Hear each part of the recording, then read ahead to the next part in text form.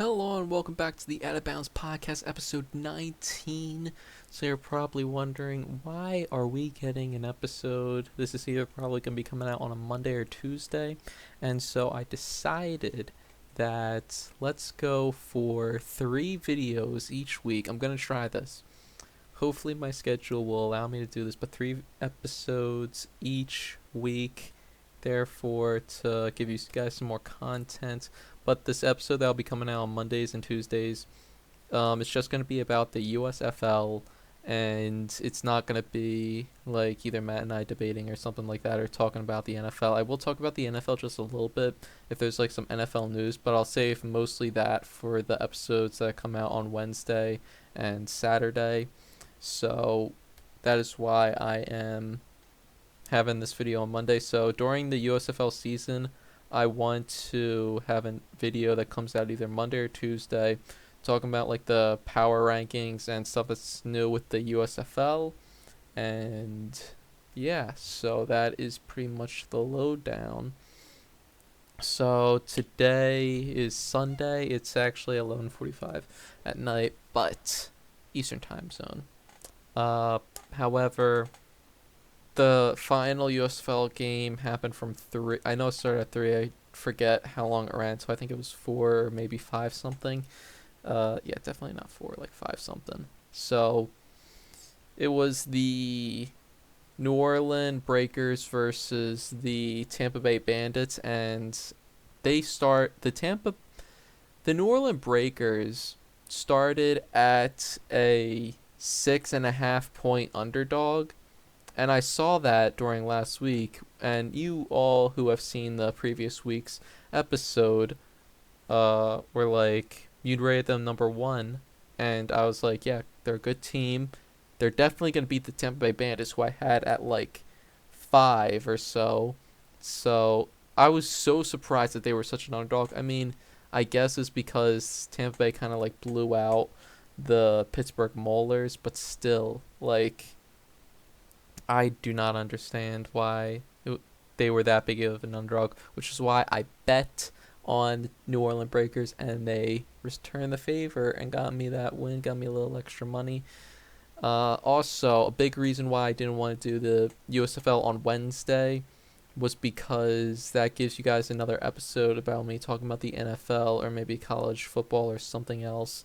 And I thought that if Wednesday's video was always just about the USFL, me like breaking down each week, it'd kind of be like a cop out because that's all I'm talking about. Then it's like one video's on the USFL, one video's on the NFL, but now we'll be doing like 2 videos on the NFL, 1 video on the USFL.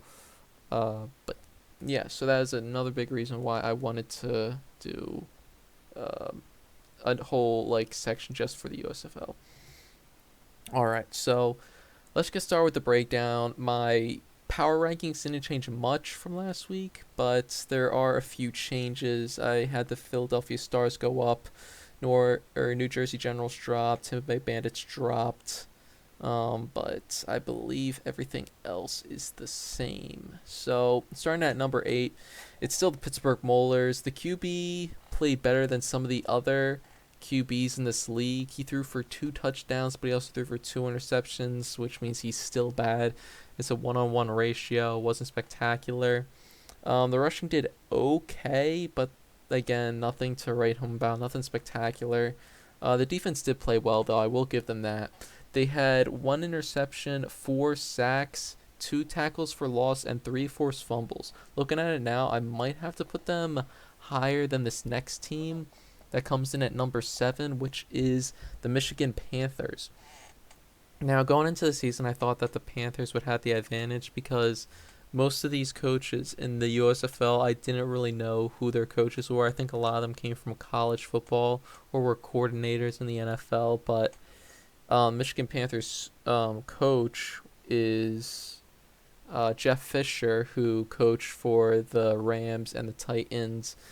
And he's like led teams to the playoffs before, which like I was kind of shocked seeing that he's not doing too well in the USFL. But yeah, at number 7 I have the Michigan Panthers. Both the run game and passing game were bad. it, I'll just say it plainly, they were both bad. They almost had a late game comeback though. Like this game like went on to the final seconds. That team like kept driving down the field in the final drive, and if they got the touchdown, they were going to win the game. Cuz I believe it was a 10-6 game. All they needed was the touchdown, and it came really close. The defense was barely there. I ain't gonna lie. They had one interception, 4 tackles for loss, and 1 forced fumble, which I mean is kind of good, but it wasn't spectacular. Like a lot of these other teams, their defenses are spectacular. But like hearing that it was just one interception, 4 tackles for loss, 1 forced fumble. Like if you take that to the NFL, it's like okay, then I guess the defense did play well. But this league is more like a defensive league, I'd like to say. Less offensive driven, more defensive driven. Kind of like the NFL years back. Coming in at number 6, I got the Tampa Bay Bandits. The QB, both of the QBs were both terrible. Like I promise you, if you put me in that team, I would have played better. I am not lying, bruh. Both like combined, both of these QBs, no touchdowns. Both threw an interception. The one QB had a QBR of 30.3, and the other one had a QBR of 1.7. Like, this QBR goes to 150. One had 30.3, and the other had 1.7. 1.7 QBR. I do not even know what to say to that. Honestly, if anyone in the USFL looking for a quarterback, I'm young. I'm only 21 years old. I got you, bruh. I'm going to the gym 2 or 3 times a week. Like, I throw some darts to Matt. I ain't gonna lie. Whenever I see him, we play some football. Yeah, call me up. But yeah, they also combined for 96 passing yards. The run game was okay at best. It wasn't anything spectacular. All the rushers together put up 130 yards. The defense like didn't even exist. The defense was non-existent. The defense did terrible. This team got blown up by New Orleans. The defense, ready? I'm going to tell you all the defensive highlights. 2 tackles for loss. Yep, that's it. 2 tackles for loss. No interceptions, no forced fumbles, no sacks. Nada. None of that. That's it. Just 2 tackles for loss. Like, it was that bad. New Jersey Generals coming in at number 5. Not great QB play. Both QBs combined for 0 touchdowns and an interception and 145 yards. Again, New Jersey Generals. New Jersey's not that far from me. I just got to get drive like 2.5 hours, and I'm there. So if you need a QB,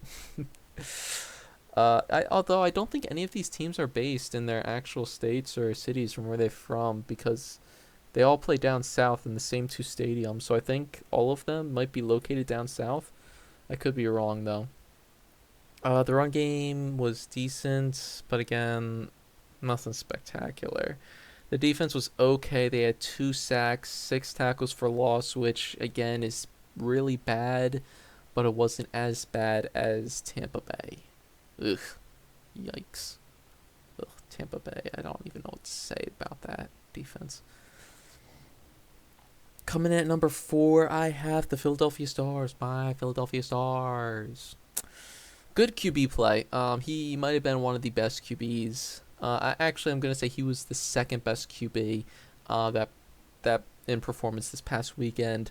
He had 3 touchdowns, 1 interception on 110 QBR, almost 300 passing yards. The run game wasn't that good though. I can't really comment on them. The defense did play well. They had 2 interceptions, 3 sacks, and 3 tackles for loss. So yeah, the defense played pretty well. The quarterback Scott, he played really good. And then we also got at number 3 now, the Houston Gamblers. The QB play wasn't that good. They had 2 touchdowns, 3 interceptions, and 150 yards. So yeah, not that great. Run game was okay. One player had 93 yards with 16 attempts, which means he had above 5 yards per attempt, which is pretty good. But also no TDs from the rushing game. The defense played good. They had 1 interception, 1 sack, 4 tackles for loss, 2 forced fumbles, and they had a touchdown. So I think this defense played pretty well. Um, the Gamblers, again, the QB play wasn't good with only 2 touchdowns, 3 interceptions, and 150 yards. Uh, so yeah. Coming in at number 2, Birmingham Stallions. QB played well. He had 2 touchdowns, no interceptions. Wait a minute. No, that's not right. I believe. He had an interception. He had 1 interception, 2 TDs, 1 interception. Had a great deep ball. I'm gonna play it here if you're watching this on YouTube. If you're watching this on Spotify, Apple Podcasts, Apple or Google Podcasts, whatever. He had this spectacular deep ball. If you haven't seen it, the game, I'd say like go do it. His receiver was wide open, great deep ball. Smith was the QB's name. Also, the run game was good. They put up 169 yards and a touchdown.